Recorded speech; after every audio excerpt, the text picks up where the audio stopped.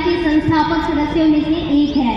तो सर, सबसे पहले तो हम यही जानना चाहेंगे कि ये शिक्षक मित्र परिवार जो है कुंवर सिंह नगर के सभी शिक्षकों को जोड़ने का एक बहुत ही अच्छा माध्यम है। तो आपने कैसे शुरुआत की कि हमें शिक्षक मित्र परिवार को शुरू करना चाहिए ताकि हम सभी शिक्षकों और उनके परिवारों को यहाँ पर जोड़ सकें? आपने बहुत अच्छा प्रश्न पूछा। 1999 में मैं यहाँ आया था और लगभग उसी समय 98, 99, 2000 में लगभग हम सभी जो शिक्षक साथी यहाँ बैठे हैं सब यहाँ कुंवर सिंह नगर में आए थे। उस समय यहाँ कुछ नहीं था, जंगल था पूरा। तो ये प्रश्न मन में हम सबके आया।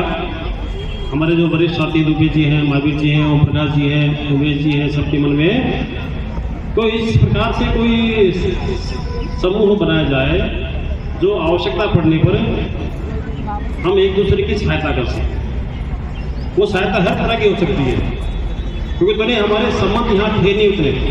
आज तो हमारी ईश्वर की कृपा है कि हमारे संबंध भी व्यापक हो गए हैं, तो हम एक दूसरे पर निर्भर थे।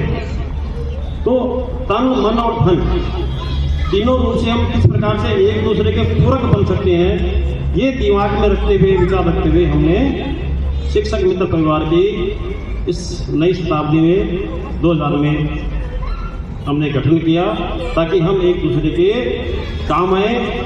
और काम भी किस प्रकार के, वो चाहे कैसा भी हो, तन से काम करना हो, चाहे मन से काम करना हो, चाहे धन से काम करना हो, तो सहयोग की भावना बढ़ाने के लिए हमने शुरुआत की। तो सर, जैसे ही आपने शुरुआत करी तो एक बार जोरदार तालियां कि इन्होंने सोचा कि हम सभी शिक्षक मित्र परिवार के सदस्यों को एक बार जोड़ सके। तो अपने लिए जोरदार तालियां बजा दीजिए, तालियों की आवाज़ नहीं आई है अभी तक।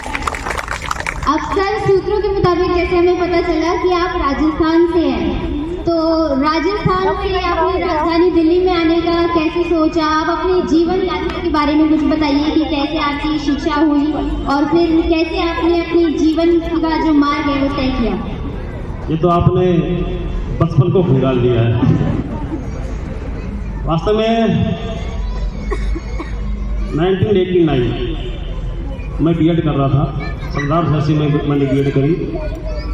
तो एक जबलपुर में एक हमारा सेना का जहाँ पे शस्त्रों का निर्माण होता है, उस शस्त्रों का निर्माण करने की फैक्ट्री है, ऑर्डिनेंस फैक्ट्री। उसमें मेरा एक इंटरव्यू था। तो मैं यहाँ पर जब आया, रात्रि में बस पकड़ी और दूसरे दिन दोपहर की यहाँ से ट्रेन थी। तो दुर्भाग्य कहें या सौभाग्य कहें, वो मैंने देखा कि दिल्ली इतनी चमचमा रही थी, चारों तरफ लाइट, बिल्डिंगों, बड़ी बड़ी बिल्डिंगें, लाइटें वगैरह देख के, सड़कों की लाइट लेके मन गदगद हो गया। विचार है कि कहाँ गांव की गलियों में घूम रहे हैं, जीना तो इन लोगों का ही है, तो क्यों नहीं यहीं आकर अपना जीवन सफर की शुरुआत किया जाए। अब उसके बाद बीएड हुई। बीएड के बाद में संयोग से यहाँ पर एमसीडी में हमने फॉर्म भर दिया। फर्स्ट टाइम भरा, दिल्ली में भरा, दिल्ली में नंबर आ गया, दिल्ली में हमने सर्विस की। तो हमारे जीवन की शुरुआत अकस्मात हुई कि वो उस रात में नहीं आता था तो दिल्ली में नहीं आया होता।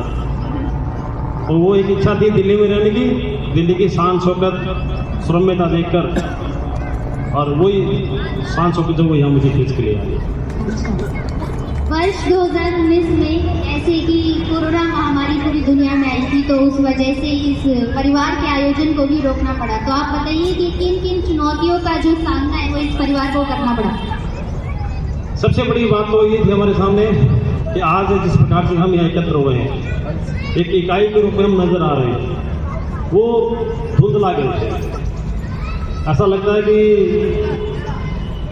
वो बहुत सारे चेहरे जो हम हर प्रतिवर्ष मिलते थे वो हमसे दूर होते जा रहे हैं। वो तो कोरोना का ऐसा समय था जिसमें किसी के हाथ में कुछ था ही नहीं, और उसी कोरोना से एक वर्ष पहले हमने एक विचार किया कि अब की बार हम कार्यक्रम नहीं करते हैं। देखें कि कैसी प्रतिक्रिया आती है? क्योंकि बहुत सारे लोगों के इच्छा का कहना था कि भाई ये कार्यक्रम पर आप क्यों खर्चा ज़्यादा कर रहे हो, तुम्हें कैश दे दो, अनेक प्रकार के प्रश्न उठ रहे थे। तो हमने कहा कि एक बार हम उसको 1 साल के लिए रोक कर देखते हैं, उसके बाद यदि हमारे सदस्यों की प्रतिक्रिया होगी, उनकी डिमांड होगी, तो हम जरूर से इसको आगे बढ़ा देंगे। तो ये भाव लेकर जो कोरोना की चुनौतियाँ थी, उनमें हमें हर साल जैसे ही दिवाली का ये अवसर होता था तो चुभता था कि जो हम एकत्र होते थे, आपस में मिलते जुलते थे, ओम सहना हो तू सहनो गुणतु सह वीर्यम करवा वही तेजस्विना वधि तमस्तु वाह विदुषा। हम एक साथ मिले, एक साथ चले, एक जैसा सोचे, तो ये भाव लेकर हम लोग चल रहे हैं। हमारा उद्देश्य सोसाइटी को केवल लाभ कमाना नहीं है, हमारा उद्देश्य है एक समन्वय का भाव पैदा करना, सौहार्द का भाव पैदा करना, ये है हमारा। सर, आज जब हम इतने आधुनिक युग में पहुंच गए हैं, जब ये आर्टिफिशियल इंटेलिजेंस और चैट जीपीटी का ज़माना है, तो मेरा आप सभी लोगों को एक सुझाव है कि क्यों ना हमें, और आप भी इसका जवाब दीजिएगा, कि क्यों ना हमें अपने इस परिवार का एक सोशल मीडिया पेज बनाना चाहिए, फिर चाहे वो फेसबुक या इंस्टाग्राम या किसी भी सोशल मीडिया प्लेटफॉर्म पर हो, तो आपको नहीं लगता कि बनाना चाहिए? बिल्कुल, आप सही कर रहे हैं। आपका सुझाव हम अपने कार्यसमिति की बैठक में रखेंगे, और निश्चित रूप से, क्योंकि आप सही कह रहे हो, ये युग तो सोशल मीडिया का ही है, तो सबके सुझाव भी आ सकते हैं और सुझाव लेकर ही चलना, क्योंकि हमारे तो बहुत सारे साथी अब सेवानिवृत्त हो गए हैं और कुछ होने के कगार पर हैं, हर वर्ष नाम जुड़ते जा रहे हैं। तो हम तो चाहेंगे कि हमारे परिवारों से बच्चे आगे आए और इस सोसाइटी को आगे चलाएं। युवाओं की आवश्यकता है, और युवा रक्त यदि इसको चलाने में आगे आएगा तो हमें बड़ी प्रसन्नता होगी। तो अच्छा है, आपका सुझाव हम इस पर जरूर से इसको हम अपनी बैठक में रखेंगे और जो भी होगा निर्णय करेंगे। सर, क्योंकि आपको इस परिवार से जुड़े हुए 20 साल से ज़्यादा का समय हो गया है, तो इस परिवार की कोई 5 बड़ी उपलब्धियां आप बताएं सबको। सबसे बड़ी उपलब्धि तो है हमारी विश्वसनीयता, हमारी विश्वसनीयता।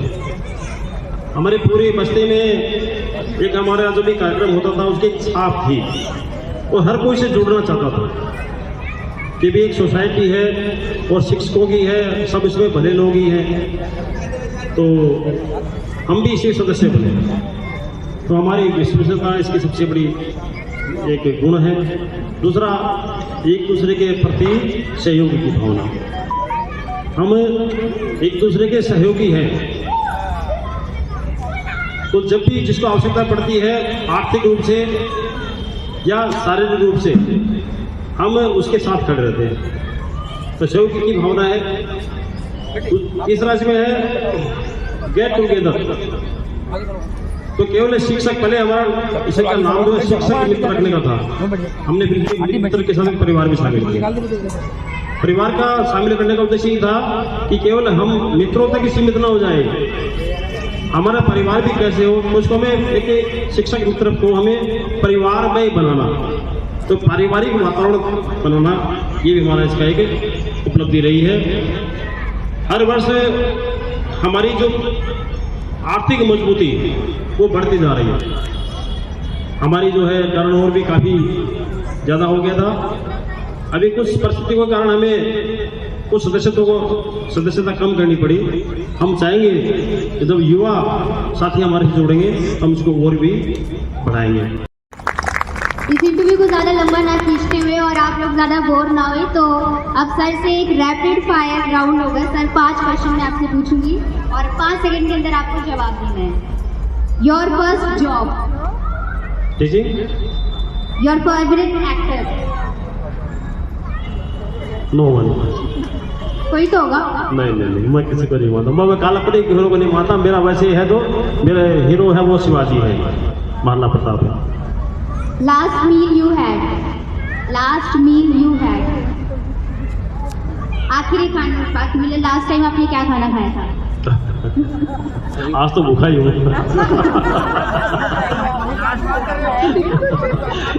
नहीं, वो अपमान कराने वाले भी आप ही हो। आपने फोन किया था, मैं आया यहाँ। Last movie you watch?